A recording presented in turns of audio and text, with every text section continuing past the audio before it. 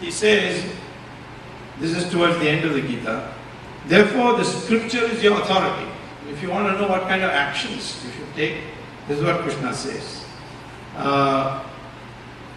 The previous shloka in fact says that ignoring the ordinance of the scriptures, he who acts under the impulsion of desire will never attain happiness. Then it says, therefore the scripture is your authority in deciding what is to be done, what is not to be done. Knowing what is ordained by scriptures, you perform your duty. So this is the key thing. You need a guiding light, and that your scriptures are there. In the simplest form, it is the Gita. But then if you really develop, you can look at Upanishads. And you can get, and then you can look at the yamas and the niyamas and so on. There's no end. I mean, for character development, the Hindu thought has plenty of this. So then ultimately, what we say is that the concept of intelligence, according to the Upanishads, is not what we today think. Today, you ask any student. I went to the Indian Institute of Management one day to give a lecture, and I asked the class, which was a large class because all the both the 2 years of MBA were there. I asked them, why did you join the MBA course?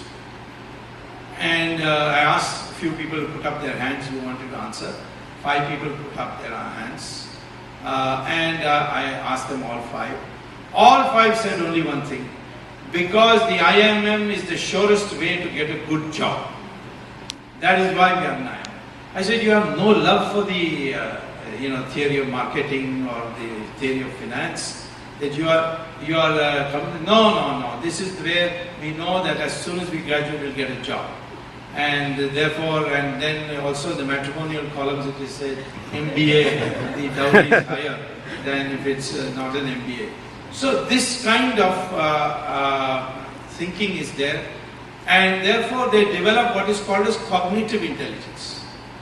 Cognitive intelligence is to be able to reason in abstract, know mathematics, physics, these are all cognitive. But the Upanishads recognizes that there are other intelligences. And I was surprised to find, without quoting the Upanishads or referring to the Upanishads, Harvard Education Department has a course on intelligence.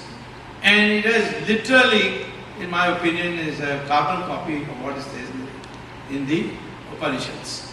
And that, it says, is cognitive intelligence of one dimension of intelligence. There is a second dimension of intelligence. And that second dimension, which I came last time, I spoke to the students, I told them that they should develop. That is called emotional intelligence. The capacity to know how to address people to evoke a positive response.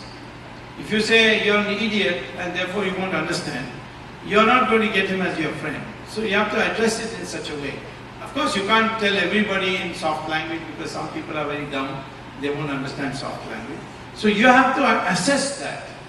And now there is a book by David Coleman called Emotional Intelligence. You can go to the Google and type emotional intelligence and you'll get a series of books.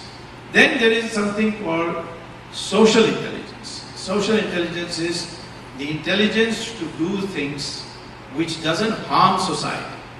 So this harmonization, which is always at the root of Hindu thinking, harmonization. This harmonization of social good and your personal aspirations. And that requires again intelligence. Then another dimension of intelligence, which would be the 4th dimension, which is called moral intelligence. That you should harmonize your actions for your personal advancement within the moral framework, that you do not do anything unethical. You will not deprive the society of its resources. You will not engage in corruption. These have to be inculcated. If you inculcate, the more much money you have, the more your social status. It is not this is not an Indian I mean, it's not Sanatana Dharma to say making money is an end in itself. Because making money in an end in itself has already been denounced by Sanatana Dharma. Two great rishis, when they came together to structure the society, one was Rishi Brigu, the other was Rishi Bhagavad. They discussed among themselves how to structure society which lasts long and is stable. And Brigu then said, you see, a society can be stable only if there is a balance. And the balance can come if there are four sources of power in a society, they are separated. No one has more than one of that. So he identified knowledge, weapons, wealth, and land as the sources of power. And he said that those who have knowledge, they should not have weapons, they should not have wealth, and they should not have land. And that was the Varna called Brahman. It had nothing to do with birth, because people went into the field of knowledge, became Maharishis, even though they were born in different families. For example, Veda Vyasa, who wrote the Mahabharata, his mother was a fisherwoman. Kalidasa, who wrote the Valmiki, who wrote the Ramayana, he is popular believed to be a child of the Dalits, or Dalit parents. And as far as Kalidasa is concerned, he was a hunter. And Vishwamitra, who was the Rishi of Rishis, even the gods were afraid of him. He came from parents who were Kshatriyas, they were not Brahmins. But he became a Maharishi. Ravan was a Brahmin. And many people didn't know that, because for long years, the Dravida Kadagam in Tamil Nadu used to name their sons as Ravanan, and they used to celebrate Ravan Leela. Only recently they found out, thanks to my campaigning, that Ravan was a Brahmin. Now they have stopped talking about Ravan. they only do. In fact, you see, Ravan was such a great bhakta of Shiva that he went to Mansarovar, and there he did tapasya. And Shiva Bhagavan told him, I'll appear whenever you want me to appear. That he gave him. Even the nakshatras, he put them under his throne. So that kind of power he had. Samaveda he was an expert of. But he broke the law. He kidnapped somebody's wife and he was killed by Rama, who was not a Brahmin, who was a Kshatriya. And all the Brahmins do not condemn Rama for saying you killed one of our Brahmins. They worship him because he stood for Dharma. So when I myself got the Chinese to agree to reopen Kailash and Mansarovar, the Chinese leader Deng Xiaoping told me one condition, you will go first. And it was hellish, because you had to walk up to 18,000 feet.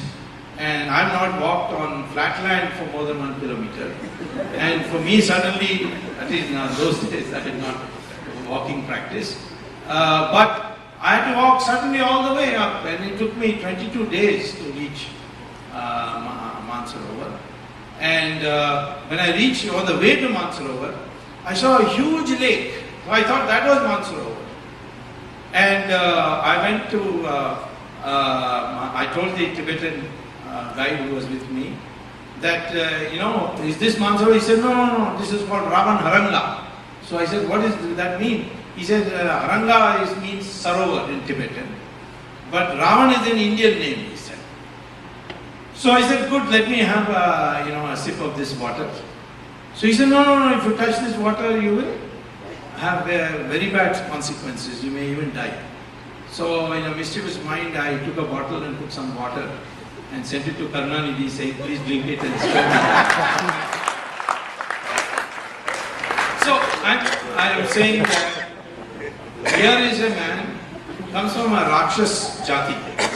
We have always, these Westerners don't know the distinction between Jati and Varna. Varna has nothing to do with birth. And Ravan, even though he was from a Jati of Rakshas, he acquired the status of a Brahmin. And Rama recognized that, that's why after killing him, not out of regard for Ravan, but because of the institution of Brahmins, he went and did Brahma Hatya Devan Puchais. And he did it Rameshwaram. So, therefore, I am saying that this concept of intelligence, where this morality is a very important part, and that includes not this craze for money. And that's how Brigu stabilized our society. That people in the highest ranks of our society, they will be only people who specialize in knowledge. And you can, the third caste, third varna, you can make money, but then you must be philanthropic to earn social status.